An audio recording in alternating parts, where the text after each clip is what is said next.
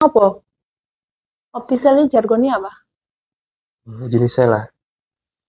Enggak tahu aku. Masuk nggak itu?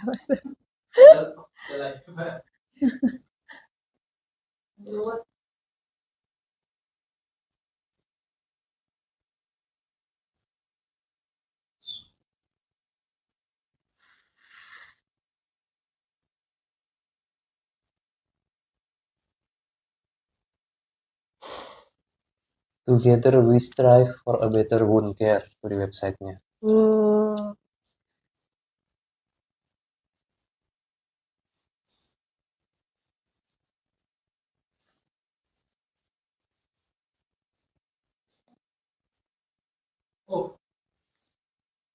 Apa orang? Okay, ready. Oke, live. Mana? Ya, aku belum dibuka. Go live. Hati-hati loh watangnya loh. Oh iya, Apa ini? Robusta apa Arabica nih, Christine? coba.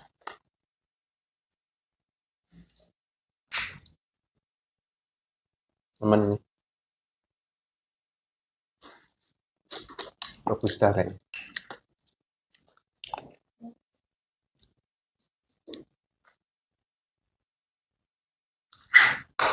Basah nih.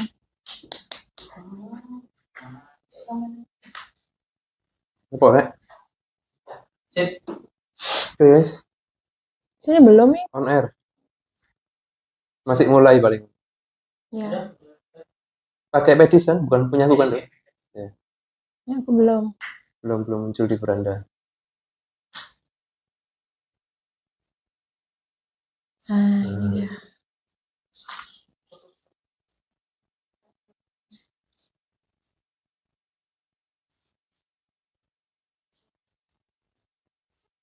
Halo semuanya. Sampai ketemu. Selamat berjumpa kembali ya di podcast Nakes by Periscare. Kita punya waktu 1 menit lagi sebelum mulai. Ajak yang lain untuk join ya. Jangan lupa di share tuh kan, kalau live bisa di share ya. Kita share dulu. Share.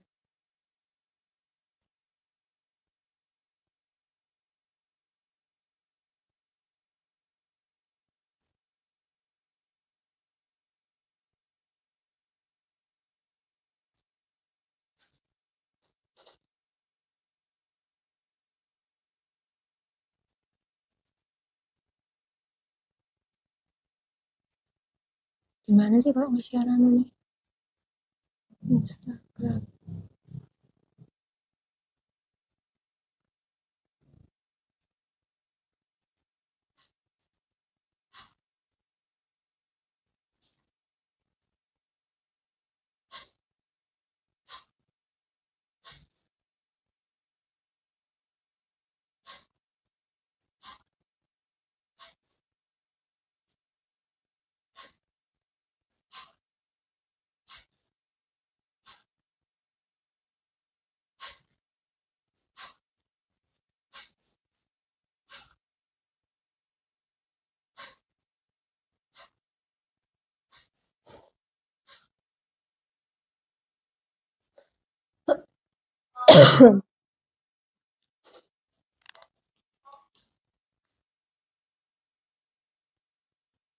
Ya. Loading ya. Enggak, jalan kok. Oh iya. Mungkin delay sekitar 10 detik gitu kayaknya. Ada delay-nya. It's okay lah. Udah ya? 1 minute to go.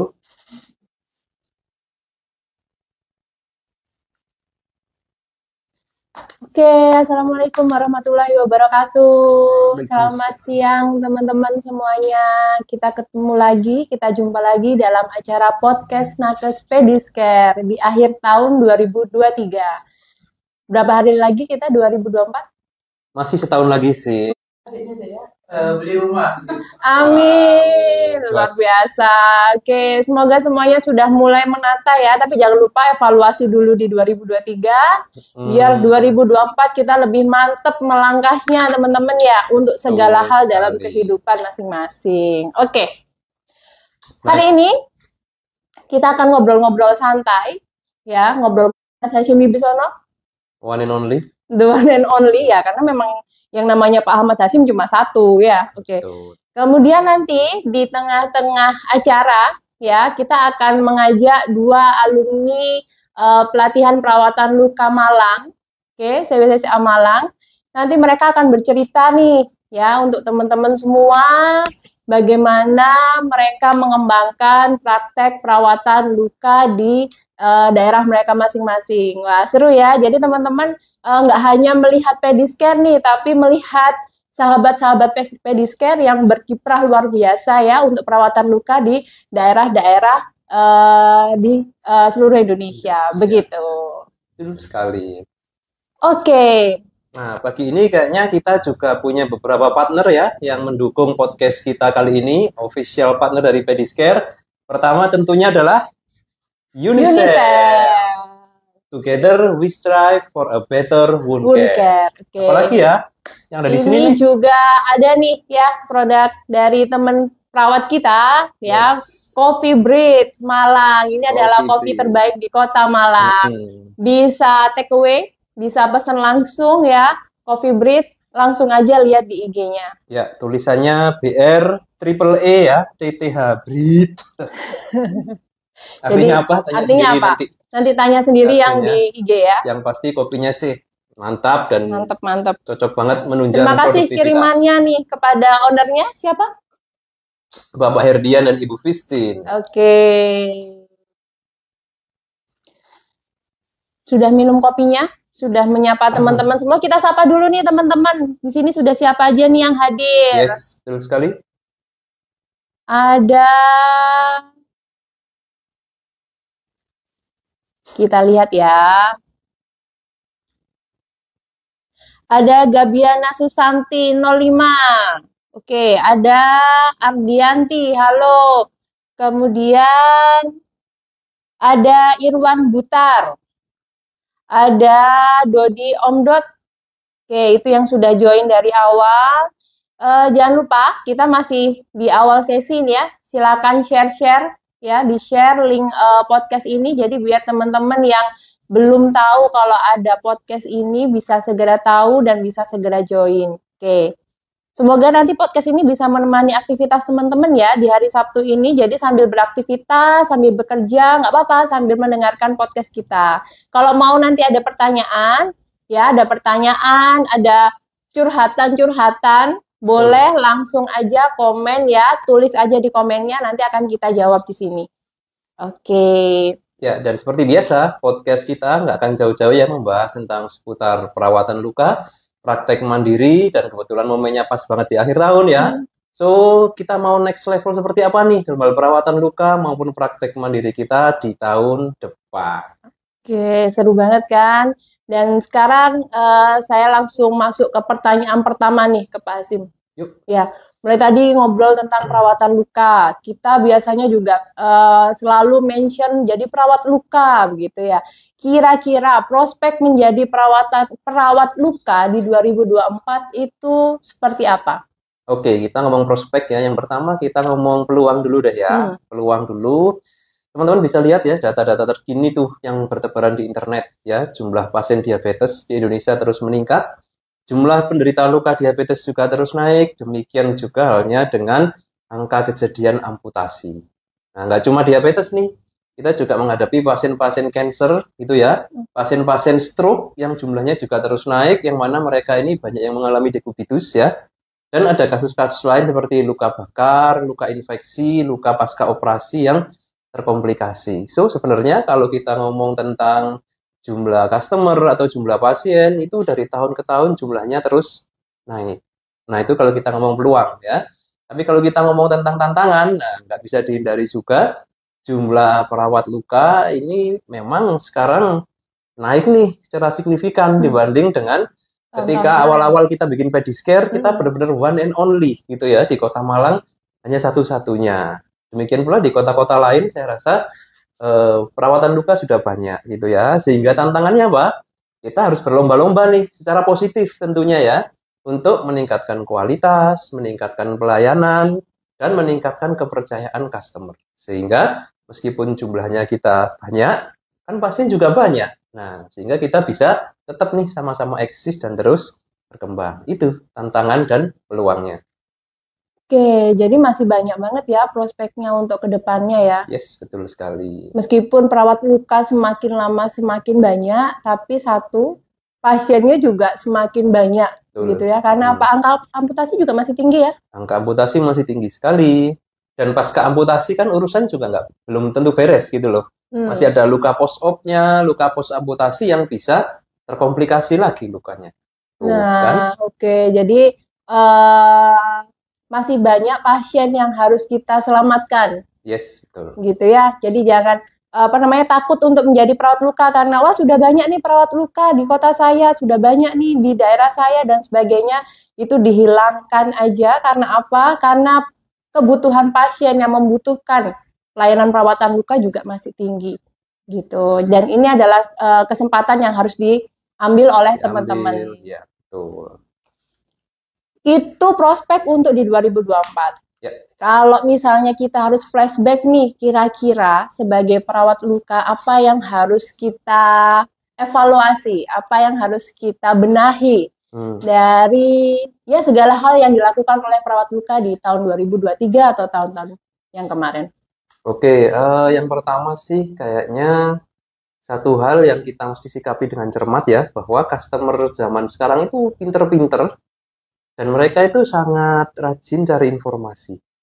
Nah, sehingga teman-teman otomatis ya, karena customernya itu naik level nih, kitanya juga harus jangan sampai kalah gitu ya. Pemahaman kita secara teori juga harus bagus gitu ya. Terus ketika ngerawat itu pengambilan keputusan nih, menentukan jenis terapi, hingga menentukan harga, itu pun juga harus akurat dan bagus. Karena kalau kita nggak pas nih menentukan terapinya, nggak pas nih menentukan harga gitu ya, customer pasti akan langsung nih ngeriset, membandingkan gitu ya, dan itu akan menjadi satu hal yang bisa merugikan kita kalau kita nggak tangani dengan bagus. Nah, itu satu hal yang kita harus evaluasi dulu ya, memang pengetahuan dan ketepatan kita gitu ya. Nah, yang kedua juga adalah cara kita untuk menjangkau customer gitu ya. Orang-orang sekarang semua sudah serba digital gitu ya, entah itu WA, website, media sosial, itu semua adalah channel-channel yang disukai masyarakat sekarang. Nah, buat teman-teman yang tahun 2023 ini masih belum begitu aktif nih di media sosial gitu ya, orang masih harus datang langsung gitu ya. Nah, itu berarti satu hal yang Anda wajib rubah di tahun berikutnya. Saya rasa itu ya, selebihnya sih lebih kepada hal yang terkait dengan legalitas tentunya. Karena kan perkembangan yang lain itu ya ada undang-undang kesehatan gitu ya, ada peraturan baru terkait dengan kediklatan dan SKP, itu juga kita harus up to date. Jadi cukup banyak sebenarnya yang terjadi ya di tahun 2023 kemarin. Kita juga baru pulih dari pandemi gitu ya. 2024 kita yakin sih situasi akan jauh lebih segar, lebih aktif, perekonomian juga akan bergeliat lebih aktif lagi lah, lebih greget. Jadi sebenarnya juga kita sendiri juga harus evaluasi ya. Mungkin teman-teman kemarin sudah ada yang mengikuti pelatihan perawatan luka atau course-course tentang perawatan luka dan sebagainya. Kemudian mungkin ternyata setelah pelatihan ya sepi-sepi aja nih pasien gitu ya. Setelah course sepi-sepi aja pasien begitu kan. Ternyata nggak langsung banyak pasien dan sebagainya. Ternyata harusnya kita menyadari ya bahwa itu adalah evaluasi. Berarti kita tidak hanya butuh pengetahuan tentang perawatan lukanya aja, tapi harus belajar tentang ilmu yang lain. Gitu ya. Good point. Untuk marketingnya berarti seperti apa, begitu ya. Untuk customer service-nya, ternyata mengembangkan dirinya harus lebih banyak lagi nih. Iya, betul. Gitu. Ketika kita memang harus evaluasi ya. Kalau saya garis bawahi tadi dari penjelasan Pak Asim seperti itu. Betul nggak sih? Ya, ya. Dan kita sudah bisa dibilang cukup menyadari ya hal ini, sehingga Pediscare berkomitmen untuk membantu teman-teman nih yang ingin memulai karir gitu ya, sebagai praktisi mandiri perawatan luka.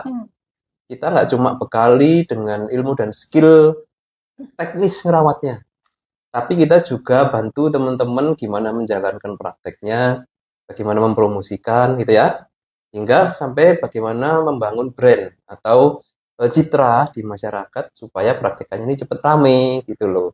Makanya hanya di Pediscare Malang nih pelatihan perawatan lukanya itu gratis magang loh. Nah, kenapa? Karena kita memang tahu gitu loh, setelah pelatihan itu banyak teman-teman itu yang mungkin masih gamang ya. Ya. Gimana sih saya ini sudah jago belum gitu kan? Terus kalau sudah jago, sudah leadershipnya bagus nggak ya untuk mengembangkan praktek? Nah, itu semua kita sadari betul teman-teman butuh nih mentor, sehingga kita siap menjadi mentor, dan setelah pelatihan silahkan bisa gratis magang sepuasnya di Pediscare. Ya. Terus kemudian kalau misalnya magang di Pediscare itu tidak hanya tentang pengembangan skill perawatan lukanya aja teman-teman. Jadi ketika magang teman-teman bisa ngintip-ngintip nih di teman-teman marketingnya Pediscare. Jadi apa yang dilakukan begitu ya? Karena memang sebenarnya untuk memulai ya, apalagi yang dari nol itu benar-benar butuh berbagai hal yang harus dilakukan. Tidak hanya pintar masalah teknis perawatan lukanya aja, tapi skill lain yang mendukung, salah satunya marketing. Nah, kalau magang itu pasti bisa didapat gitu ya, karena akan ketemu nih sama, kalau yang di sini ada masternya, ada Mas Pandu, ada Mbak Rizka, ada Mas Davi, dan ketika magang itu ya santai gitu ya, kegiatannya ya bisa melihat action teman-teman marketing Pediscare itu seperti apa sih setiap harinya, apa aja yang dilakukan gitu ya. Dan saya rasa itu relate dengan situasi tadi ya, di mana jumlah pasien memang terus bertambah, tapi jumlah perawatan luka juga di mana memang naik gitu loh. Jadi kita memang sejak awal harus kompetitif nih levelnya supaya bisa segera mendapatkan kepercayaan publik. Nah, kalau teman-teman magang beneran tuh dengan tim Pediscare bisa ikut home care gitu ya. Bisa tahu caranya gimana sih menerima pasien baru, cara komunikasinya gitu ya. Terus kalau ada pasien komplain seperti apa menghandle-nya gitu kan. Itu hal yang teknis perawatan, belum lagi hal-hal yang teknis manajemen, contoh duit. Nah, ada uang masuk, ini harus dicatat seperti apa? Uang yang masuk ini harus dipilah ke pos-pos apa aja. Nah, itu kan butuh pengetahuan dan pengalaman ya, teman-teman, supaya nanti uangnya nggak hilang dan nggak bocor kemana-mana nih. Nah, jadi magang ini penting banget memang, dan tahu saya sih sementara ini baru ada di Malang. Ya, pelatihan CWCCA yang gratis magang. Mau berapa lama dan sebagainya bisa diatur sama teman-teman. Anyway, tanggal berapa ya pelatihannya? Oh iya, yang paling dekat untuk pelatihan perawatan luka CWCCA di Malang itu tanggal 11 sampai 14 Januari 2024. Jadi tinggal 2 minggu lagi, teman-teman. Oke, 11 Januari ya. 11 Januari. Tanggalnya terasa familiar. Jadi masih bisa nih ya yang mau booking seat ya, booking seat untuk ikut pelatihan itu masih bisa ya. Sekarang masih kita buka, tapi nanti kalau misalnya sudah 3 hari sebelum pelatihan, biasanya kita sudah tutup, teman-teman. Ya, jadi segera aja ya, segera aja. Jangan menunggu nanti, jangan nanti-nanti aja gitu ya. Kalau nanti nggak akan jalan-jalan, teman-teman, gitu ya. Jadi segera teguhkan niat, kemudian segera melangkah dan segera mendaftar yang jelas, gitu ya. Oke, kayaknya cukup nih promosi pelatihannya ya. Kita kembali ke topik. Kembali ke topik ya. Kasihkan jualan. Oke, kalau misalnya nih, mungkin itu yang bagi teman-teman yang sudah tahu ya tentang perawatan luka. Nah, kalau misalnya ini kita boleh, Pak Asim boleh memberikan pengetahuan untuk para mahasiswa ya, teman-teman yang mungkin belum mengenal perawat luka. Ya, entah itu mahasiswa, entah itu fresh graduate, ataupun perawat yang memang belum terjun di perawatan luka. Kalau mau jadi perawat luka, itu sebenarnya stepnya seperti apa? Apakah memang harus ikut pelatihan dulu, baru menjadi perawat luka, atau yang penting sudah pegang pasien dulu, baru menjadi perawat luka, atau seperti apa? Begini, jadi yang pertama sih sangat penting memang bagi teman-teman mahasiswa maupun fresh graduate ya, itu untuk mencari role model dulu. Role model atau mentor lah ya, supaya Anda itu benar-benar dapat gambaran sebenarnya perawat luka itu kayak gimana sih kesehariannya, seperti apa sih kasus yang dihadapi, gitu kan? Seperti apa sih skill yang dibutuhkan, bahkan mungkin sampai seperti apa sih penghasilannya. Nah, gitu kan? Itu harus dicari dulu nih gambaran besarnya melalui apa? Mentor maupun role model. Nah, kalau sudah jelas ya, oh ternyata seperti ini potret perawat luka. Anda sudah dapat gambaran yang utuh nih. Baru bisa disusun langkah-langkah untuk mencapai itu, gitu kan? Nah, yang namanya langkah untuk menggapai visi atau cita-cita ya, itu sebaiknya memang direncanakan dan bertahap, teman-teman ya. Mulai dari langkah-langkah kecil dulu, semakin lama semakin meningkat intensitasnya, gitu loh. Contoh nih seperti sekarang, ikut dulu podcast-podcastnya Pediscare gitu kan, supaya dapat wawasan, dapat chemistry-nya. Next time kita upgrade nih, kita ikut seminar atau workshop kali ya, supaya ada gambaran secuil demi secuil tentang keilmuannya. Kalau ternyata sudah terbangun nih passion-nya gitu ya, baru ikut pelatihannya, ambil sertifikasi, ambil magang, dan lain sebagainya. Jadi memang ada tahapan-tahapan kecil ya yang sebaiknya teman-teman lalui dulu untuk membentuk pemahaman jiwa atau spiritnya ya, hingga terakhir nanti skill dan manajemennya. Gitu. Kalau sertifikasi tentang perawatan luka sendiri itu tingkatannya memang ada? Oh ya, jadi karena luka itu ya, terutama luka kronis itu kan banyak sekali kompleksitas. Nah, memang ada leveling kompetensi dari seorang perawat luka. Jadi ada level basic gitu ya, itu yang namanya associate. Nah, ada pelatihannya Certified Wound Care Clinician Associate. Nah, nanti kalau yang lebih advance, associate-nya dihilangin nih, menjadi clinician, Certified Wound Care Clinician. Nah, itu ya. Terus kalau ingin mengembangkan ke dunia stoma dan inkontinensia juga ada pelatihannya pendidikan ETN namanya atau ETNEP. Nah, itu ya. Nah, tapi namanya pelatihan ya itu kan intens banget ya. 4 hari, 2 minggu, begitu full day gitu ya. Yang 2 minggu apa itu? Yang 2 minggu yang advance. Oh, yang advance, yang clinician tadi ya? Clinician yang nggak ada A-nya belakangnya. Itu advance gitu kan. Mungkin kalau langsung ambil yang 4 hari atau 2 minggu terlalu berat. Nah, it's okay. Kita ambil dulu yang sehari atau 2 hari. Nah, itu juga di Pediscare sudah menyediakan ya teman-teman ya untuk ini tadi loh, membantu memantapkan niat dan mindset. Nah, jangan langsung yang berat dulu, mungkin mau yang ambil lebih ringan dulu, kenali secara superficial dulu juga ada. 1 day, 2 day workshop tentang perawatan luka bareng Pediscare. Nah, dari situ kalau terasa nih, oh ya ini tempat saya. Nah, baru nih ambil yang basic 4 hari, Kemenkes sertifikatnya, praktekan gitu ya, rata-rata teman seperti itu, praktekan yang associate-nya setahun 2 tahun, upgrade ke yang advance-nya. Gitu teman-teman tahapannya gitu ya. Oke. Jadi kalau misalnya memang mau memantapkan diri ya sebagai perawatan luka, nah itu bisa diikuti jenjangnya teman-teman. Jadi tidak hanya kalau pegang pasien ya sudah itu perawat luka, tapi sebenarnya ada langkah-langkah ya untuk mengupdate benar-benar dan membuat teman-teman bisa tersertifikasi secara bagus. Nah, kalau misalnya nih sudah ikut pelatihan perawatan luka, biasanya pertanyaannya teman-teman ya atau alumni-alumni yang kemarin, apakah kita harus membuka praktek mandiri? Harus nggak harus sih ya jawabannya sebenarnya, tergantung kondisi masing-masing. Contoh ada teman-teman itu yang sudah pelatihan tapi punya tanggung jawab yang berat lah di rumah sakit gitu ya. Sehingga kalau mau bikin praktek mandiri kayaknya udah capek gitu ya. Nah, itu kalau seperti itu ya bisa update perawatan lukanya, diterapkannya di rumah sakit atau di kliniknya. Bisa. Tapi kalau ada teman-teman yang mungkin ya masih ada waktu, masih ada tenaga gitu ya, untuk dikembangkan sebagai praktek mandiri, itu tentunya jauh lebih baik. Kenapa? Karena namanya praktek mandiri ya kita sebagai ownernya. Kita membuat sistemnya, kita terjun langsung ke pelayanan, kita dikenal masyarakat dan profesi yang lain juga gitu loh ya. Jadi praktek mandiri adalah menurut saya real game-nya. Jadi memang permainan yang inti lah ya, yang utama itu justru di praktek mandiri kalau perawatan luka modern. Kalau teman-teman nih sudah pelatihan perawatan luka, pengen mengembangkan perawatan luka, tapi masih belum berani nih untuk membuat praktek mandiri atau mengurus SPP. Kira-kira ada jalannya yang lain nggak yang bisa dilakukan? Oke, biasanya sih kalau yang kayak gitu tuh teman-teman yang relatif masih baru ya, masih baru di dunia pelayanan, baru lulus itu, begitu banyak pertanyaan dan kekhawatiran, ya kan? Nah, itu memang hal-hal yang harus ditemukan jawabannya, teman-teman ya.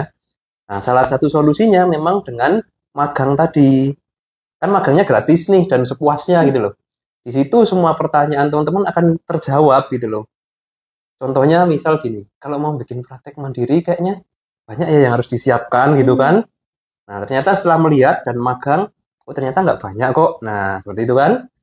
Terus misalkan nih kalau sudah praktek mandiri, nanti kan saya kerja sendiri ya gitu kan. Berani nggak? Nah, kalau ada apa-apa gimana? Nah, dengan magang kan teman-teman jadi tahu lika-likunya ya. Oh, ternyata tidak seruwet yang saya bayangkan kok sebenarnya. Jadi lebih mantap lagi. So, saya rasa dengan banyaknya kegelisahan itu justru menandakan ya, teman-teman ini berpikirnya sudah detail dan lumayan konkret gitu loh. Tinggal dicarikan jawabannya. Nah, jawabannya apa? Melalui tadi temukan mentor dan jangan ragu untuk ambil program magang. Kan kalau magang kan ada seniornya kan yang diikuti. Ya, Jadi magang itu bukan langsung disuruh terjun, enggak teman-teman ya. Jadi ada senior di Pedicare nih. Dalam hal pelayanan ada seniornya. Dalam hal media sosial ada, dalam hal keuangan ada. Jadi tinggal ikut lihat gitu. kalau untuk apa namanya gambaran kolaborasi dengan profesi lain gitu tuh ada kans nggak? Kolaborasi. Menurutku sih bukan kans ya, tapi itu suatu keharusan kayaknya. Jadi teman-teman yang memang jadi praktisi mandiri perawatan luka memang harus punya pola pikir kolaboratif. Kenapa? Karena menangani luka kronis ini kan kompleks. Pasien nggak cuma butuh terapi lukanya, kadang butuh terapi lain, antibiotik. Kadang butuh terapi lain, misalkan pemeriksaan lab. Kadang butuh tindakan-tindakan khusus seperti fisioterapi dan lain-lain. Butuh obat gula kalau pasien diabetes itu kan. Nah, yang mana itu semua nggak mungkin kalau kita sendiri yang mengerjakan. Nah, nanti teman-teman juga bisa melihat tuh seperti apa di Pedicare kita bisa kolaborasi dengan dokter, dengan fisioterapi, dengan lab gitu ya. Kita saling bersinergi memberikan suatu pelayanan yang komplit bagi pasien. Ya, teman-teman kalau ada yang mau ditanyakan ya, silahkan tuh bisa ketik di komentar ya tentang praktek mandiri, terus bagaimana sih membuat prakteknya itu bisa lebih wow, lebih oke di tahun depan misalkan ya. Atau misal ada kesulitan yang sering dijumpai nih selama 2023 ini kok terjadi terus ya keruwetan ini. Nah, silakan bisa ditanyakan. Nanti kita coba deh kasih solusi dan kita perbincangkan bareng gitu ya.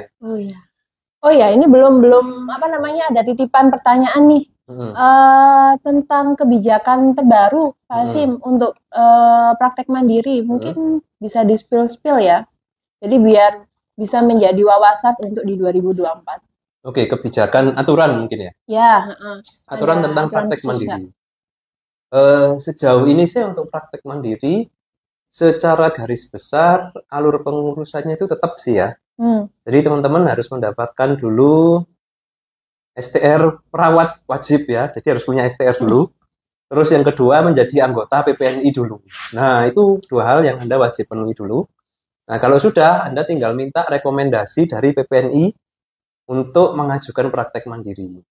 Begitu sudah ada rekom, siapkan tempat, terus mengunjungi ke Dinas Kesehatan dan Dinas Perizinan untuk mendapatkan list persyaratannya. Sudah deh, setelah itu tinggal dipenuhi listnya, Anda akan divisitasi. Setelah visitasi, semua sesuai dengan listnya. Tinggal tunggu 1-2 minggu, keluar surat izin. Oke, jadi masih belum banyak ini ya, belum banyak perubahan yang signifikan ya, masih sama, hampir sama dengan tahun-tahun yang kemarin ya. Ya, kalau dari sharingnya teman-teman sih mungkin lebih kepada apa itu namanya prosesnya ya. Ada yang masih offline, artinya harus fotokopi ini, fotokopi itu. Ada beberapa daerah yang sudah online, jadi upload foto, upload dokumen gitu perubahannya. Terus satu hal yang mungkin cukup signifikan sih terkait dengan tingkat pendidikan. Nah, kalau di Permenkes yang terbaru memang minimal harus nurse ya untuk bisa praktek mandiri. Itu aturan secara pusat, tapi di daerah beberapa Pemda itu masih menyesuaikan dengan kondisi masing-masing. Karena ada daerah yang lulusan nurse-nya nggak banyak, jadi ya di bawah nurse pun masih bisa. Nah, itu masing-masing daerah sifatnya. Berarti kalau misalnya ingin mencari aturan-aturan tentang praktek mandiri ya kita harus ke dinas kesehatan daerah masing-masing, Ya, begitu betul. ya. Organisasi profesi di daerah masing-masing juga, gitu. Jadi tidak bisa disamakan antar daerah. Jadi monggo silahkan untuk ke wilayahnya masing-masing ya, karena aturannya akan menyesuaikan. Betul. Oke, nah kalau ini dari sudut pandang Pak Asim ya, karena beberapa sahabat Pediscare ini juga banyak nih yang fresh graduate, yang masih mahasiswa dan sebagainya. Ya. Kira-kira untuk melangkah di tahun depan biar lebih mantap, mungkin yang belum punya niat biar akhirnya bisa menata niat, mungkin yang sudah punya niat biar sudah berani melangkah dan sebagainya, apa yang harus dikembangkan dari diri dan apa yang harus dipersiapkan? Oh ya, jadi ada satu pertanyaan besar yang harus dijawab ya oleh teman-teman mahasiswa, terutama adalah saya akan jadi perawat seperti apa? Nah, itu harus segera ditemukan nih jawabannya, karena kebanyakan teman-teman mungkin masih fokus dengan kuliahnya ya, fokus dengan skripsi, UTS, UAS, profesi gitu kan. Belum ada gambaran nih ke depan aku ingin mengembangkan diri sebagai perawat yang kayak gimana gitu kan. Nah, itu yang Anda harus jawab dulu ya. Nah, nanti kalau sudah ketemu nih, ada yang minatnya mungkin di neurologi, ada yang gawat darurat, kardiovaskuler gitu ya. Nah, mungkin ada juga yang menemukan passion-nya di bidang perawatan luka. Nah, kalau sudah seperti itu, ya jangan ragu ya, Anda harus mulai banyak menambah referensi tentang perawatan luka, lebih sering nih jam terbang ya, ketemu dengan pasien yang punya luka kronis gitu kan. Dan lebih apa ya, kalau zaman saya profesi dulu itu begitu ketemu pasien diabetes yang luka itu kayak langsung antusias gitu loh. Aku dong yang ini merawat, mencuci luka, membuang jaringan matinya dan lain-lain. Itu lebih ini ya, proaktif gitu loh dalam melayani pasien-pasien yang sesuai dengan passionnya. Nah, Itu semua berawal dari passion memang. Itu anaknya dipikirin di semester berapa tuh? Saya rasa sih ya sudah menjelang akhir lah ya. Oh gitu ya. Menjelang akhir, yang belum ke lapangan berarti ya pas sudah PKL atau profesi. Nah, itu Anda harus sudah menemukan ya di bidang keahlian apa yang saya rasa lebih nyaman, lebih asik, lebih seru gitu ya. Nah, itu Anda harus temukan satu. Itu nanti yang kita akan perdalam dan menjadi arah pengembangan teman-teman nih keahlian ke depannya. Harus punya satu memang menurut saya ya. Kalau kepikiran sudah lulus baru kepikiran gitu, atau sudah lulus baru memikirkan saya mau jadi perawat ini gitu, terlambat nggak? Ya nggak terlambat banget sih ya. Karena faktanya teman-teman yang sudah bekerja dan sudah nyaman dengan rutinitas pun kadang juga nggak memikirkan ke arah situ gitu loh. Ya. Yang penting sudah kerjaan aman, penghasilan aman, oke, gitu kan. Tapi ya yang bagus itu adalah seorang profesional yang punya satu keahlian yang spesifik, yang menjadikan dia itu di atas rata-rata kebanyakan yang lain. Itu harusnya. Oke, jadi teman-teman PR-nya ya yang masih kuliah nih, segera tetapkan passion-nya di mana. Gitu ya. Dari sekarang dicari, ya mungkin dari literatur dulu, dari orang-orang yang kira-kira role model yang disukai seperti apa ya, nanti dilihat waktu praktek di rumah sakit seperti apa pengennya, biar lebih mantep lagi ketika melangkah untuk selanjutnya. Oke, kita akan dengar cerita. Ya, setelah ini kita akan dengar cerita dari teman-teman yang sudah mengikuti pelatihan luka dan kemudian berkiprah menjadi perawat luka. Oke, kira-kira sudah bisa kita hubungi nggak? Oke, ada siapa sih? Ada Mbak Rahmi panggilannya. Oke, Mbak Rahmi ya. Panggilannya Mbak Rahmi dari Situbondo, Jawa Timur. Wah, itu lumayan jauh dari Malang tuh. Dia ikut pelatihan CWCCA-nya di Malang. Setelah pelatihan, beliaunya langsung berkiprah menjadi perawat luka. Iya. Sudah bisa dihubungi? Coba kita cek dulu ya. Coba cek kita dulu. Kita invite ke live.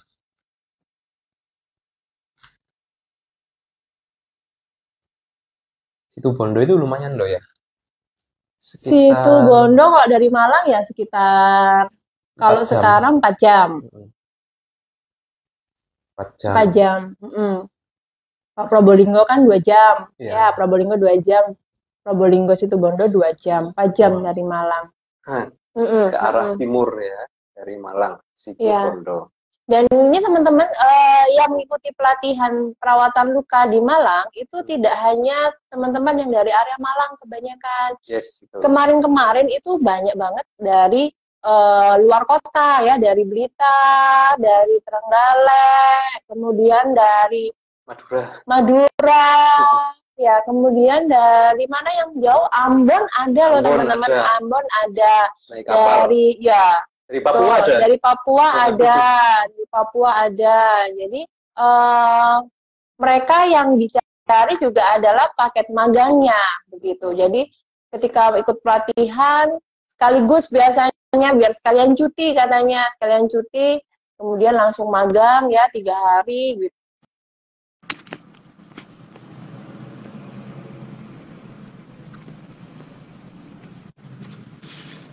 Halo, assalamualaikum. Waalaikumsalam warahmatullahi wabarakatuh. Waduh. Barang ini nggak tolong dulu dong, HP-nya di landscape bisa. Gimana? HP-nya di landscape. Itu nggak posisi apa? Landscape. Ya. Sebentar. Gini? Kembali. Oh, kebalik. Ya. Iya.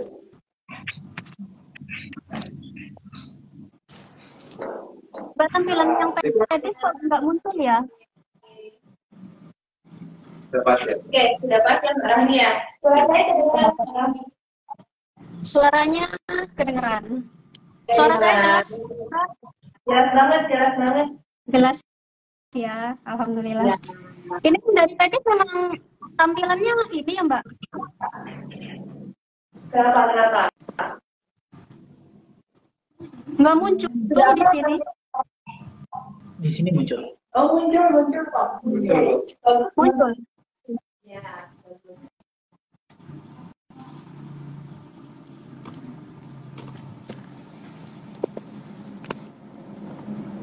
Oke. Mbak Rami, gimana kabarnya? Alhamdulillah, baik. Gimana kabarnya teman-teman tadi? Lagi sibuk apa nih? Gimana? Lagi sibuk apa hari ini? Sibuk seperti biasa, perawat home care, perawat di puskesmas. Oh, sebelumnya. Iya. Jadi kegiatan Mbak Rami hari-hari apa nih? Kegiatan sehari-hari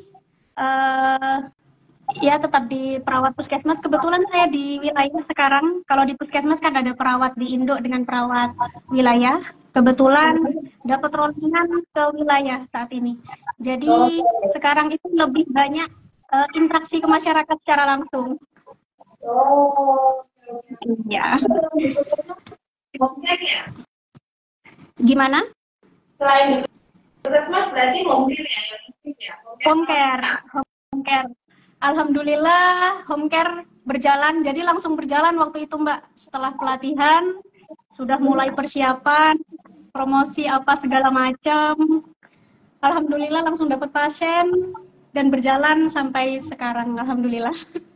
Oh, alhamdulillah. Pelatihannya tahun berapa? Pelatihannya tahun ini Mbak. Kebetulan waktu itu saya alumni CWCCA 11, Pediscare Malang. Tepatnya bulan Maret 2023.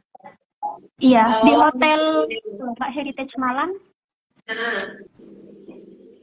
Iya. Barang cerita ini kan teman-teman Pediscare ya yang saat ini live mungkin pengen dengar ceritanya Mbak Rami ya setelah pelatihan gimana itu caranya Mbak Rami dapat pasien pertama.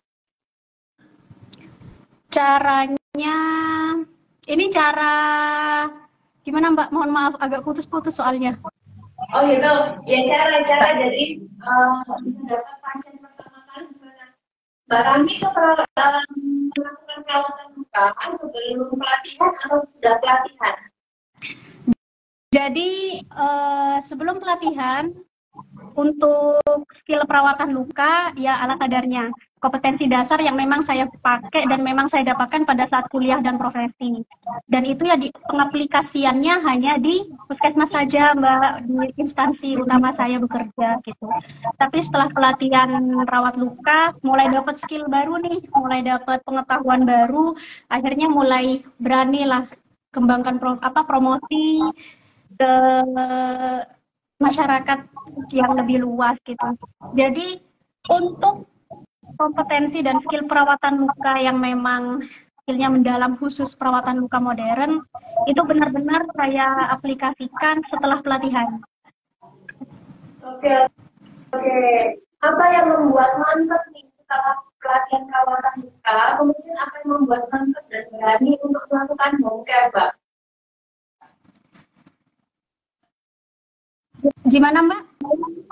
Ya, jadi setelah pelatihan perawatan luka, ya, apa yang membuat dirinya itu lebih mantap dan berani untuk melakukan home care?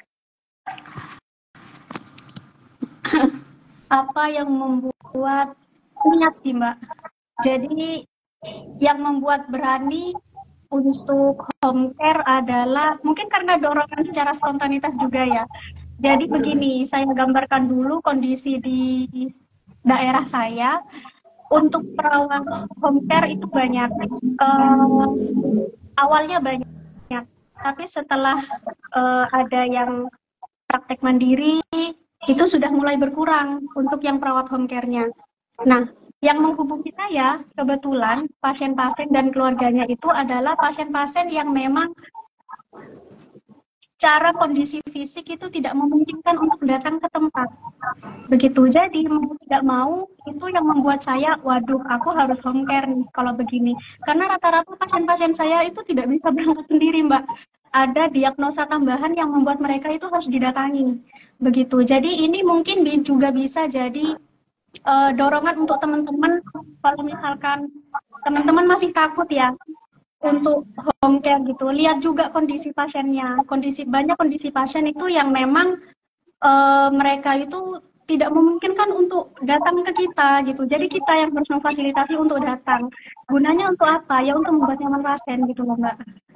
Gitu. Dan selama ini entah ya, dari awal saya dapat pasien, kebetulan pasiennya yang diagnosanya complicated.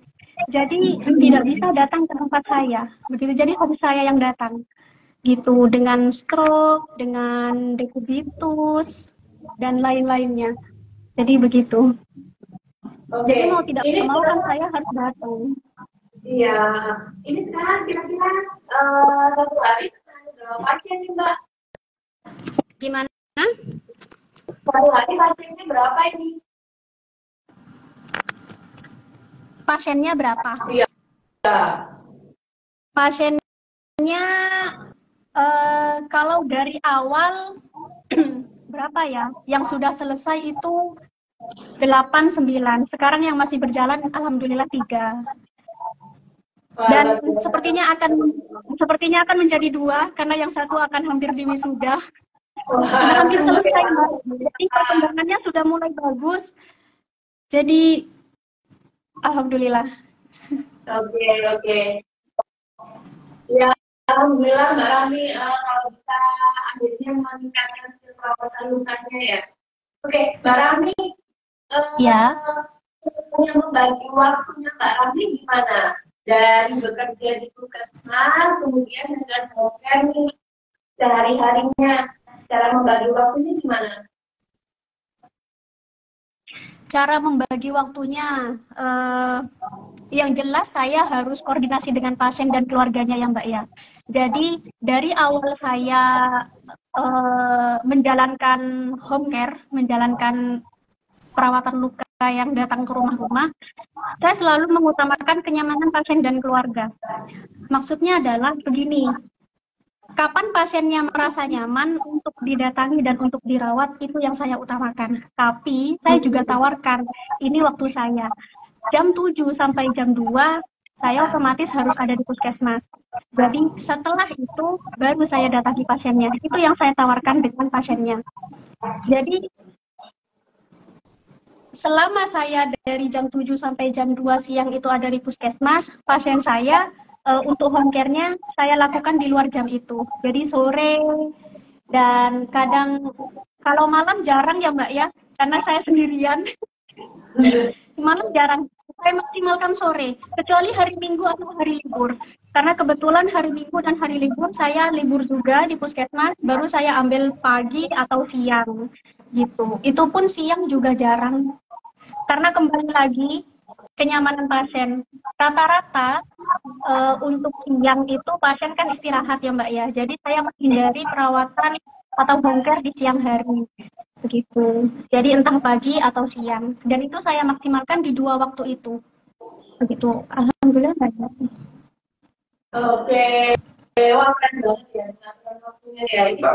Ini adalah apa namanya pengaturan waktu ketika bekerja di instansi tertentu ya. Kemudian kan memilih jalan home care-nya kan bisa berjalan dengan baik juga dan enjoy ya Mbak ya.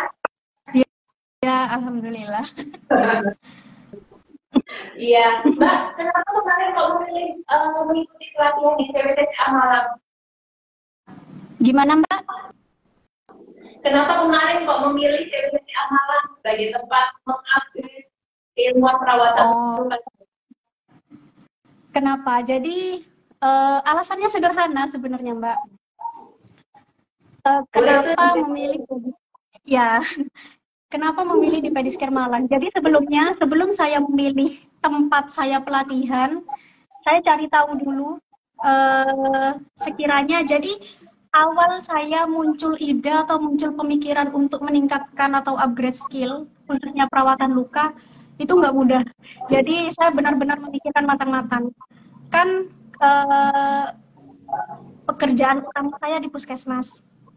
Jadi saya benar-benar memikirkan pelatihan apa atau skill tambahan apa yang harus digunakan sebagai perawat yang sifatnya fleksibel. Artinya bisa digunakan masyarakat, bisa digunakan di masyarakat, bisa digunakan di puskesmas juga, dan bisa digunakan di rumah sakit juga. Begitu artinya. Jadi pemilihan pelatihan skillnya saya benar-benar cari pelatihan yang fleksibel. Itu yang pertama. Lalu yang kedua, kenapa di Pediscare Malang? Setelah saya survei secara pribadi gitu ya Mbak ya. Jadi sebelum benar-benar memutuskan, saya survei dulu nih Mbak, cari tahu entah melalui website, entah melalui sosial media, pelatihan rawat luka yang pada saat itu konsisten melakukan pelatihan, konsisten mengadakan pelatihan atau upgrade skillnya, tiap tahunnya ada. Dan juga berdasarkan hasil anamnesa dari beberapa teman, ketika saya tanya mau pelatihan rawat luka kira-kira ikut di mana ya, dan hasil survei yang saya dapatkan terbanyak itu Pediscare Malang. Setelah saya ikuti, cari tahu di Instagramnya dan lain-lainnya, videonya bagus-bagus Mbak. Jadi wah enak nih. Nah, serius beneran nih Pak. Jadi rekomendasi pertama yang saya dapatkan pada saat saya benar-benar mencari tempat pelatihan atau tempat upgrade skill yang saya butuhkan pada saat itu yang muncul adalah Pediscare Malang. Begitu. Itu di Pediscare-nya. Untuk di Malangnya, ya Malang juga strategis kan ya. Selain untuk upgrade ilmu, upgrade skill, Malang juga pas banget, sangat strategis untuk jalan-jalan. Itu dia yang dicari. Ya. Jadi saya ingat banget waktu pelatihan pada saat itu ditanya motivasi atau alasan kenapa ikut kenapa ikut pelatihan ke sini. Sebenarnya ini jawaban intermezzo sebenarnya pada saat itu. Jadi jawaban saya ini sebenarnya jalan-jalan berkedok pelatihan. Tapi jangan gitu teman-teman. Itu jawaban itu ya. Ya. Jadi sangat strategis dan itu Mbak review terbaik dan rekomendasi yang pertama kali saya dapatkan dari teman ketika mencari pelatihan yang konsisten melakukan pelatihan atau upgrade skill itu Pediscare Malang. Sejauh ini yang saya tahu dan sejauh ini berdasarkan rekomendasi teman-teman saya. Gitu Mbak. Oke, Mbak Rawi, terima kasih atas infonya, bagus banget nih. Oke, Mbak Rawi, kalau pertanyaan terakhir nih, kira-kira ya, tips apa untuk sejawat perawat di luar sana ya, dari Mbak Rawi nih ya, agar bisa memantapkan niat menjadi perawat wanita dan bisa sukses Mbak Rawi saat ini? Mungkin tipsnya sama seperti tips pemula, sama seperti tips yang sudah dijalani oleh, iya Bu, iya sebentar Mbak, iya Oke, ada iklan ya sebentar. Ini kebetulan masih di puskesmas Mbak kebetulan. Jadi sampai mana tadi? Tipsnya nih, tips dari Mbak Rawi untuk Tipsnya mungkin tipsnya itu sama seperti tips kebanyakan teman-teman atau sejawat-sejawat yang mulai mau mengusahakan atau mulai konsisten di bidangnya. Intinya satu tipsnya, cuman yang pasti prinsipnya satu, niat yang matang dan juga konsisten. Entah konsisten dari persiapannya, konsisten dari mentalnya, konsisten dari segala sesuatunya. Kalau saya flashback kemarin ya Mbak ya, ini cerita sedikit. Sepulang dari Malang, saya benar-benar memutar cerita ya Mbak ya. Setelah pelatihan dari Malang, saya benar-benar mempersiapkan segala sesuatunya dengan modal yang sangat minim sekali. Jadi awal-awal stok yang saya siapkan, entah itu stok alatnya, stok bahannya, BHP-nya, bahan habis pakainya, itu benar-benar sangat minim sekali. Minim dalam artian ketika saya mau merawat pasien, ya saya punya stok hanya untuk merawat pasien satu itu saja. Untuk merawat pasien yang di hari selanjutnya, saya harus beli lagi. Nah, alhamdulillah karena konsisten, saat ini semakin bertambah. Ya itu tadi yang saya katakan, harus konsisten dari segala aspeknya. Entah konsisten persiapannya, konsisten ingat pada niat awalnya, begitu. Dan juga mungkin ini juga akan atau biasa dirasakan oleh teman-teman yang mulai mengembangkan atau mulai mencoba pengalaman barunya, ya seperti saya, dan juga ini nasihat untuk saya, di mana rasa capek dan bosan itu pasti ada ya Mbak ya, untuk mencapai sesuatu, katakanlah saya.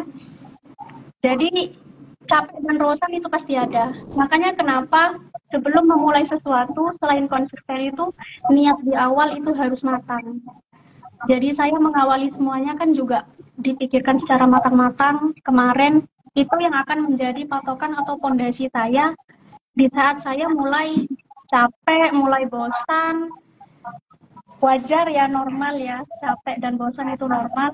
Jadi harus tetap ingat niat dan baik di awal dan konsisten juga. Dan juga sharing dengan teman itu perlu sepertinya, bukan perlu sepertinya ya, memang diharuskan untuk ini sih, untuk menambah pengalaman-pengalaman baru, menambah cerita-cerita baru, di mana dari cerita dan pengalaman baru nanti itu yang juga dirasakan oleh teman-teman yang tersharingkan ke kita, itu juga akan menjadi tambahan motivasi untuk kita, biar kita tidak lupa dari niat awal kita dan tetap konsisten di jalan kita, gitu Mbak. Oke. Ini nasihat untuk saya sendiri juga sih sebenarnya. Ya, keren banget nih tips dari Mbak Rahmi ya. Semoga Mbak Rahmi sukses terus di sana. Semoga bisa menginspirasi nih ya teman-teman yang masih dalam tahap memantapkan hati untuk menjadi perawat wanita. Ada yang Oke. All the best di tahun 2024 untuk Mbak Rahmi. Ya, semoga semakin sukses ya Mbak di tahun-tahun berikutnya. Semoga nanti kalau lagi kita bisa sharing lagi bareng sama Mbak Rafi ya. Keren banget Mbak Rafi. Semoga lancar semuanya. Makasih banyak, makasih kembali. Ya Mbak, amin, amin insyaallah. Oke, ya terima kasih banyak Mbak Rami. See you next di film selanjutnya ya. Semoga Ya. sukses untuk Mbak Rami.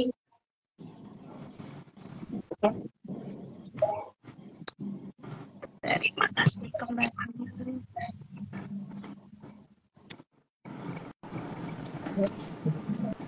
Oke. Kamar nggak bisa.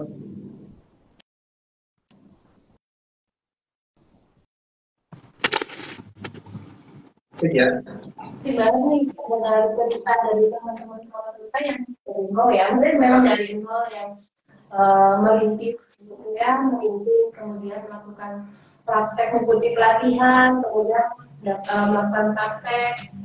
Dan kalau di bulan Maret sampai sekarang bulan ini nilainya berarti Iya, betul. tadi bilangnya berapa? 9 pasien yang sudah selesai dan sekarang lagi onboarding ada 3 begitu ya, jadi 12 pasien. Maret sampai Desember berapa bulan ya? Ya, bulan 3 berarti kan ya. Bulan 3 latihan, bulan 4 mulai jalan gitu ya teman-teman ya.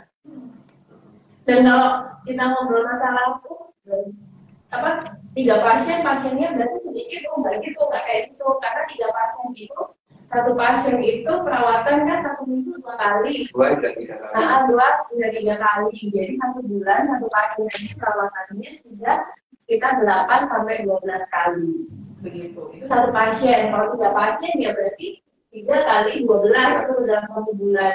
Hitungannya kan seperti itu ya teman-teman kalau kita punya pasien perawat luka. Jadi kalau misalnya ada pegang pasien berapa?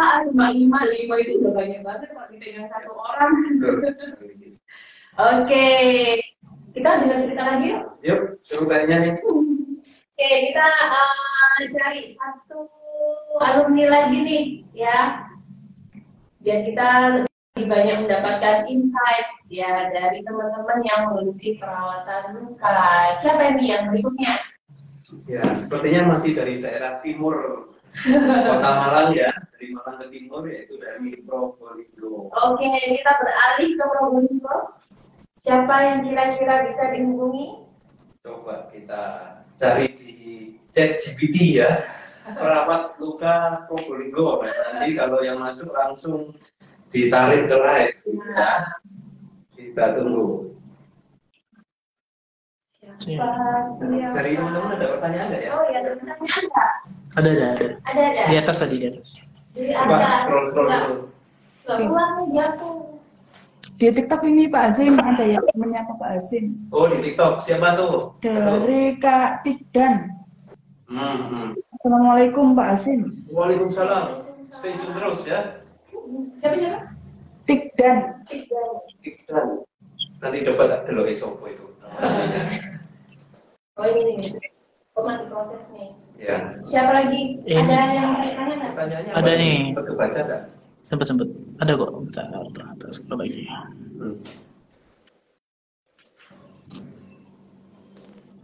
Tadi yang bongkar ya. Nah, ini teman-teman jangan lupa energy for productivity, coffee bread, brainstorming, teman brainstorming. Wah, siapa nih kok berasa kembar ya?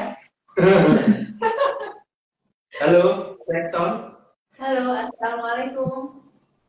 Halo, waalaikumsalam warahmatullahi wabarakatuh.